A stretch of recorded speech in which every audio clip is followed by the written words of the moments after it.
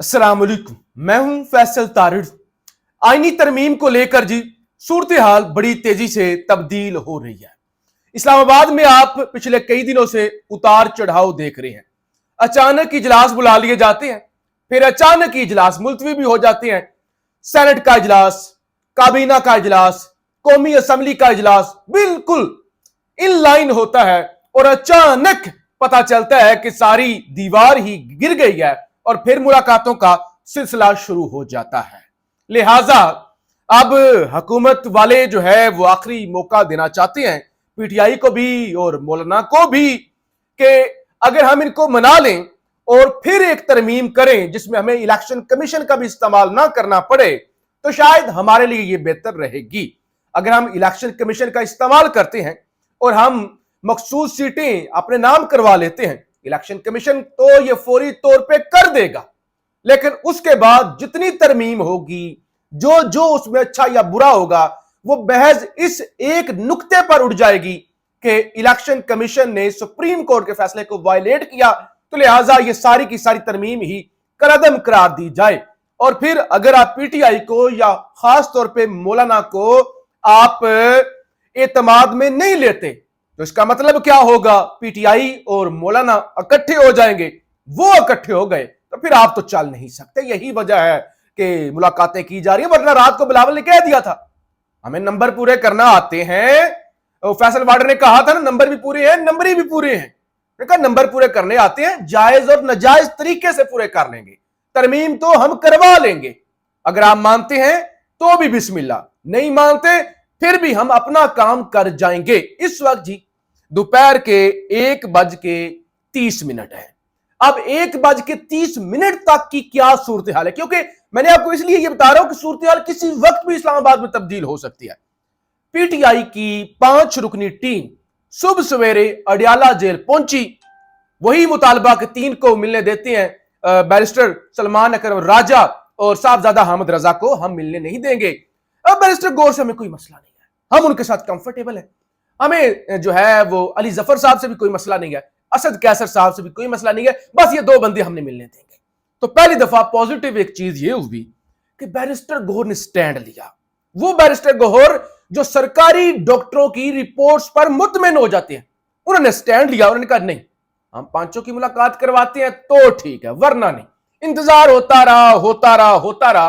12 बजे के करीब पीटीआई के 5 रहनुमा वापस इस्लामाबाद आ जाते हैं अडियाला से, और वो सीधे मौलाना फजल रहमान के घर पहुंचते हैं। और मौलाना, क्योंकि मौलाना ने भी शर्त रखी हुई है, मौलाना कहता है कि देखो, जो सबसे अहम बात है, पीटीआई के बगैर मैं कोई कदम नहीं उठा सकता। मैंने इन्हें जुबान दी हुई है, मैंने इन्हें कहा हुआ है कि आप मजबूत हाथों में हैं, तो लिहाजा अब मैं कोई गड़बड़ नहीं कर सकता, इनकी मुलाकात करवाओ, जैसे ये कहते हैं वैसे करो।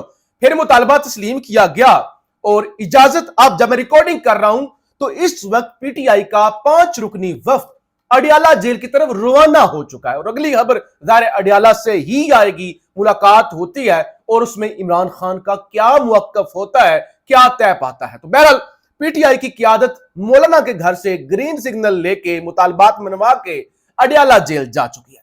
अब बंगला नंबर 7 मौलाना का G6 अतातुर्क एवेन्यू पर जो घर है उसमें चल क्या रहा है?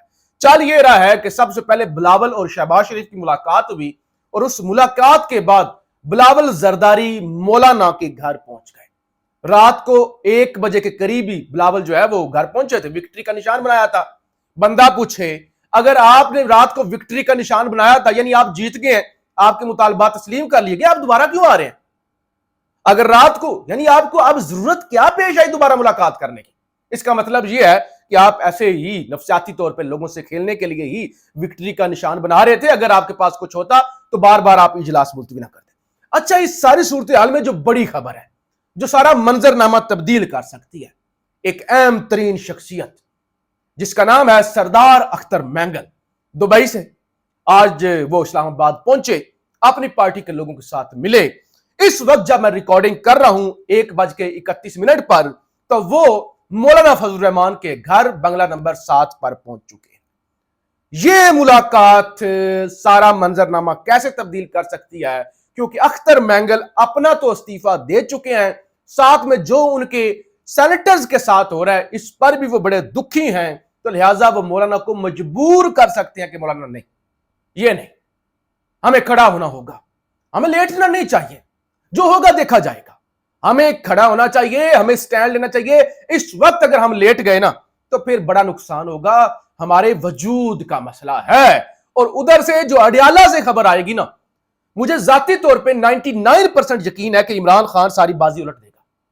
یعنی خان جو ہے نا وہ اس ترمیم کے حق میں نہیں جائے گا، بلکہ وہ چھترول کرے گا، اور ہو سکتا ہے وہ کہے کہ فیصلہ اب سڑکوں پر ہوگا، فوری نکلو۔ ادھر سے سردار اختر مینگل مولانا کو منا سکتے ہیں، ادھر سے خان اعلان کر سکتا ہے اور پوری بازی پلٹ سکتی ہے۔ اس کی وجہ کیا ہے؟ خبر جو آئی ہے وہ خبر ایک میں آپ کے سامنے رکھتا ہوں۔ خبر یہ ہے کہ مولانا نے یو ٹرن لیا ہے، بڑا یو ٹرن لیا ہے۔ اور یو ٹرن کیا ہے کہ مولانا فضل الرحمان کا 3 سینئر موسٹ ججز میں سے چیف جسٹس لگانے کی شک آئندہ کے لیے نافذ کرنے کا مطالبہ۔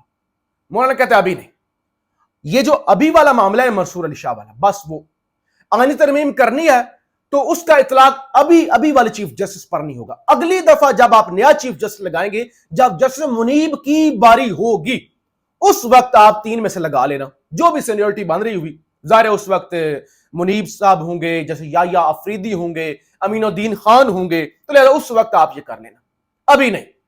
ابھی یہی سسٹم جو پرانا چل رہا ہے سینئر موسٹ والا، وہ چلے گا۔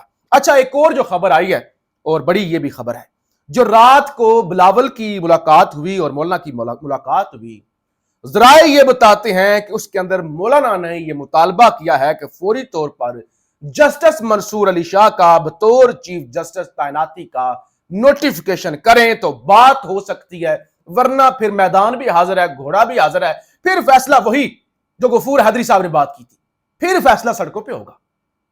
دیکھ لیتے ہیں آپ یہ بدماشی سے کیسے کروا لیتے ہیں۔ تو لہٰذا مولانا جو پہلے مطالبات مان رہے تھے نا کسی نہ کسی حد تک، اب مولانا اس سے بھی پیچھے ہٹتے ہوئے نظر آ رہے ہیں۔ تو لہٰذا سچویشن اس وقت تبدیل ہو رہی ہے، اور جب اڈیالہ سے خبر آئے گی تو پھر صورتحال مکمل طور پہ ہی تبدیل ہو جائے گی۔ اچھا، ایک اور پیش رفت بھی ہے، پیش رفت نہیں کہہ سکتے اس کو، آپ کہہ لیں کہ ایک اور شب خون مارا گیا ہے، ایک اور 2 نمبری آپ کہہ سکتے ہیں کہ اڈیالہ جیل میں ملاقات پر جو پابندیاں تھی نا، اس میں مزید 2 دن کا اضافہ کر دیا گیا کہ ابھی بھی سیکیورٹی خدشات ہیں۔